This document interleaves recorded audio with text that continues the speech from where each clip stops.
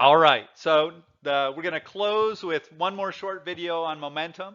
And this one's dealing with a couple of particular situations that I think are actually just really interesting. They're really kind of neat ways to think about the way the physics work.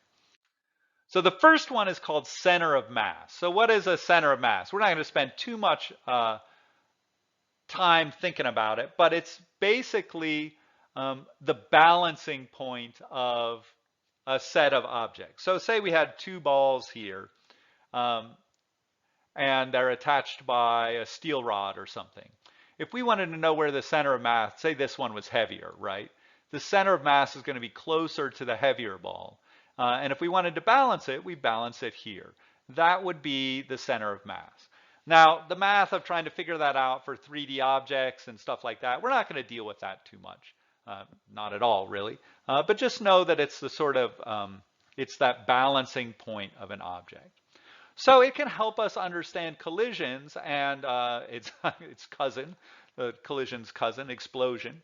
Um, because the center of mass in an isolated system,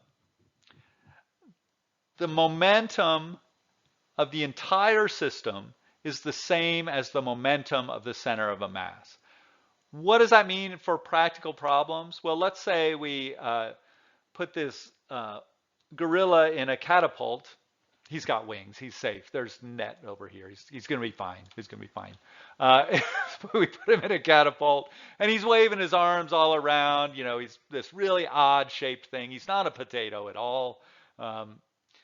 What can we say? Well, the idea of a center of mass allows us to solve the problem of his motion as if he were just a 400 kilogram point mass, as if he were just a dot flying through the air. Because, yeah, maybe he's waving his arms and legs, and that's changing the momentum of those individual body parts as he flies. The overall momentum of the system is going to stay the same, which we know, right? We know from conservation of mass, but we now know that we can define that momentum as being a point with a certain mass that is flying through the air with us at a certain velocity. So that's pretty cool and can really simplify some complex problems for us. So that center of mass of the gorilla would follow that nice parabolic projectile path, and the gorilla itself would do it as well.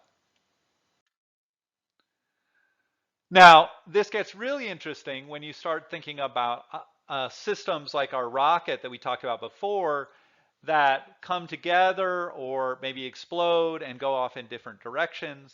The overall path of that system can be traced as if it were a dot. So here our, rocket is going through projectile motion. There's a little internal explosion, right? That's not a force from the outside. It's an internal explosion. So this is acting on this one, and this part is acting on that. That center of mass still travels along that nice projectile path, even though the center of mass is no longer within the object, right? So if something explodes and breaks into, say, 10 pieces, the center of mass of those 10 pieces is going to continue on in the path that it was moving before. In other words, its momentum, its overall momentum is going to stay the same, and it's going to be the momentum of that center of mass. We can see that as our billiard balls here bang together. So in this picture, this blue guy is coming down like that. That blue guy is coming down like that. At each of these points, we could define its center of mass. Here's the center of mass at time 0. Here's the center of mass at time 1. Here's the center of mass at 2, at 4, at 6, and so forth. That center of mass travels in a straight line, right? That's the inertia of Newton's first law. It's going to keep going. The overall system is going to keep moving in that straight line direction as long as no outside force acts on it. Okay, so the two balls are shifting and trading momentum, but the momentum of the system defined at that center of mass point stays the same.